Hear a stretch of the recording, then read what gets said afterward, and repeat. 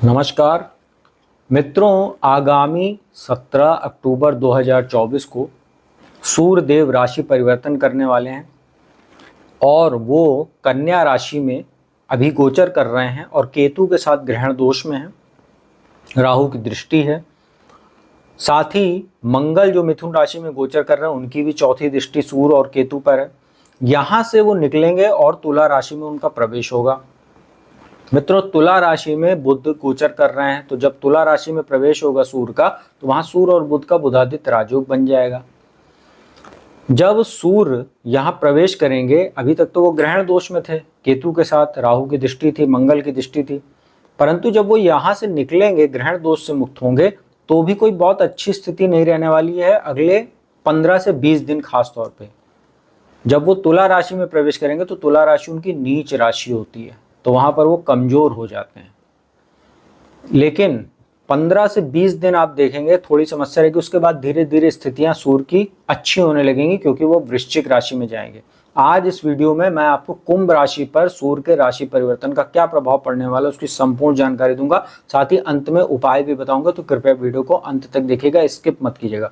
मित्रों, कुंभ राशि के लिए अगर सूर्य की स्थिति देखें तो सप्तम भाव के स्वामी होते हैं, जो केंद्र स्थान होता है, वैवाहिक सुख का घर होता है, साथ ही व्यापार का घर होता है, पार्टनरशिप का घर होता है। यहाँ के स्वामी होकर अभी वो अष्टम भाव में ग्रहण दोष में है 17 अक्टूबर तक।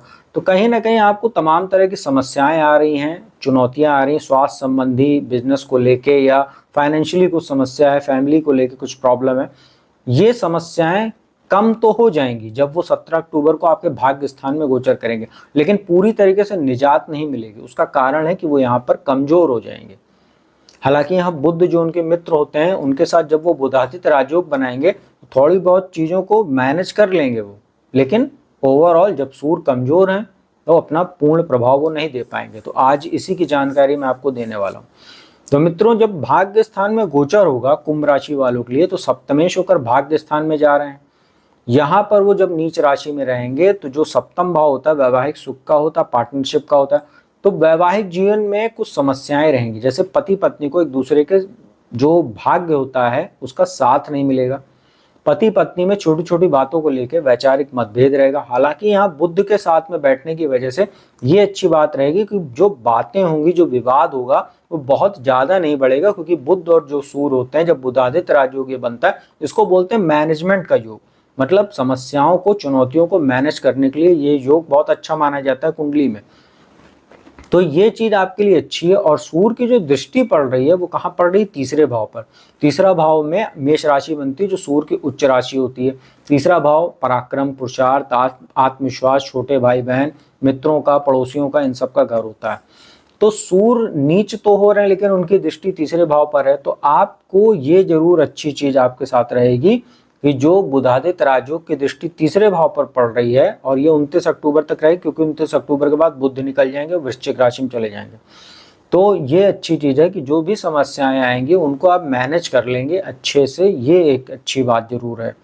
पिता के साथ कुछ मतभेद आपके होंगे, क्योंकि सूर्य पिता के कारक होते हैं और शनि जो होते हैं वो आपके लग्न के स्वामी हैं, राशि के स्वामी हैं, और अभी वो 7.5 में है, आपके ऊपर 7.5 का मध्यम चरण चल रहा है, दूसरा चरण चल रहा है, शनि वक्री है।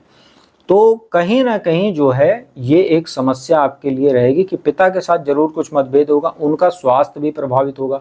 अब कुछ लोग ऐसा भी सवाल पूछते हैं कि गुरुजी, या जो भी लोग सवाल पूछते हैं, कहते हैं कि गुरुजी जिनके पिता नहीं उनका क्या? देखिए, इसका कोई जवाब नहीं होता, ये एक कुतर्क हो जाता है। जिनके हैं उनके लिए बताया जा रहा है। या ऐसे आप समझ लीजिए कि घर में जो आपके बड़े बुजुर्ग हैं, जो पिता तुल्य जिनको आप मानते हैं, जैसे अगर जिनके पिता नहीं है, जैसे किसी के बड़े पिताजी हैं, ताऊ जी हैं, उनका वगैरह भी स्वास्थ्य अगर कोई प्रभावित होता है, तो आपको ये ध्यान रखना है कि उसको अच्छे से मैनेज करें, पहले ही समझ लें और उनका अच्छे से चिकित्सीय परामर्श वगैरह लेके इलाज वगैरह कराएं। तो ये उसका मतलब होता है। ये नहीं कि पिता नहीं है तो क्या करें। पिता तुल्य अगर आपके कोई हैं घर में बड़े बुजुर्ग, तो उनका भी इसी तरीके से आप ख्याल कर सकते हैं। तो ये एक स्थिति हो गई।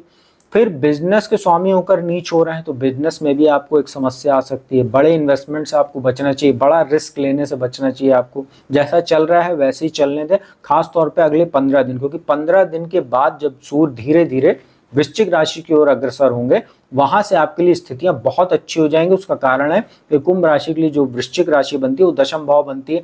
वहां जब सूर्य का गोचर होगा अगले 1 महीने के बाद, तो दशम भाव में सूर्य दिग्बली हो जाते हैं, इनको दिशा बल भी मिलता है यहाँ पर।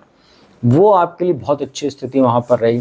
तो अभी 15 से 20 दिन आपको थोड़ा सा केयरफुल रहना चाहिए। और वैसे भी 2 अक्टूबर को सूर्य का ग्रहण लगा था, सूर्य कन्या राशि में थी, आपके अष्टम भाव में ही ग्रहण लगा था, तो एक पखवाड़ा तो उसका, एक पक्ष तक तो उसका भी प्रभाव रहता।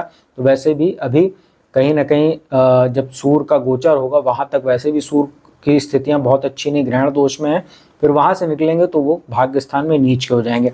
तो अभी 1 महीना आपको काफ़ी सतर्क रहना है, मतलब कम से कम 30 अक्टूबर तक, 31 अक्टूबर तक थोड़ा सा आपको धैर्य रखना, संयम रखना, तो आपके लिए स्थितियाँ आगे जाकर बेहतर होने लगेंगी जब वो वृश्चिक राशि की ओर अग्रसर होंगे।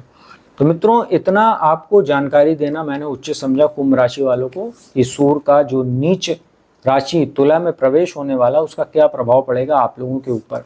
और ये जो स्थिति मैंने बताई है चंद्र राशि के ऊपर आधारित है।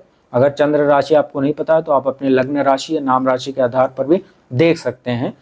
और एक चीज़ और है कि ये जो स्थितियां मैंने बताई हैं ये तभी सटीक आपके ऊपर बैठेगी क्योंकि ये व्यक्तिगत जानकारी नहीं है, राशि के ऊपर जानकारी है। अगर आपको व्यक्तिगत जानकारी चाहिए तो आप किसी ज्योतिषी के माध्यम से अपनी कुंडली का विश्लेषण कराकर उसमें देखिए कि सूर्य की स्थिति आपकी क्या बन रही है, किस स्थान में बैठे हैं, क्या भाव में है, किसके साथ युति है, किसके साथ दृष्टि संबंध है, कौन सी महादशा कौन सी अंतर्दशा आपको चल रही, तब आपको जाकर इसका सही विश्लेषण पता चलेगा। तो मित्रों, उपाय भी बता देते हैं आपको। उपाय देखिए सूर्य का बहुत आसान होता है। बहुत लोग तो बिना जाने बूझे भी रोज ही सूर्य को जल देते हैं, वो एक सबसे उत्तम उपाय होता है। प्रातःकाल स्नान आदि के उपरांत सूर्य को जल दीजिए प्रतिदिन तांबे या स्टील के लोटे में ओम घृणी सूर्याय नमः इस मंत्र का जाप करते हुए। साथ ही वहीं खड़े होकर 11-21 बार अगर आप सूर्य गायत्री मंत्र इसका जाप करते हैं तो ये भी बहुत अच्छा है। ओम आदित्याय विद्महे दिवाकराय धीमहि तन्नो सूर्यः प्रचोदयात्, इसको आप लोग गूगल वगैरह पे सर्च करेंगे तो भी मिल जाएगा आपको, वहाँ से आप इसको पढ़कर बोल सकते हैं। सूर्य का जो आदित्य हृदय स्तोत्र होता है उसका भी आप पाठ कर सकते हैं। साथ ही सूर्य रविवार को कुछ अनाज वगैरह आप दान कर सकते हैं, जैसे गेहूँ वगैरह गुड़ वगैरह के साथ किसी को आप दान कीजिए।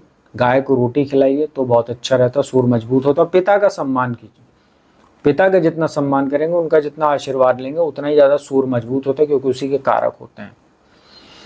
तो मित्रों, उम्मीद करता हूँ वीडियो आपको अच्छी लगी होगी। वीडियो अच्छी लगी उसको लाइक कीजिएगा, कमेंट कीजिएगा, शेयर कीजिएगा। और जिसको भी कुंडली विश्लेषण कराना तो मेरा नंबर डिस्क्रिप्शन स्क्रीन पर उपलब्ध रहता है, उस पर संपर्क कीजिए, अपॉइंटमेंट लीजिए, कुंडली विश्लेषण का लाभ देश दुनिया के किसी भी कोने से प्राप्त कीजिए। तो अब मैं अपने वाणी को विराम देता हूँ। अगली वीडियो में आपको किसी नए विषय के साथ जल्दी मिलूंगा, तब तक के लिए ओम नमः शिवाय।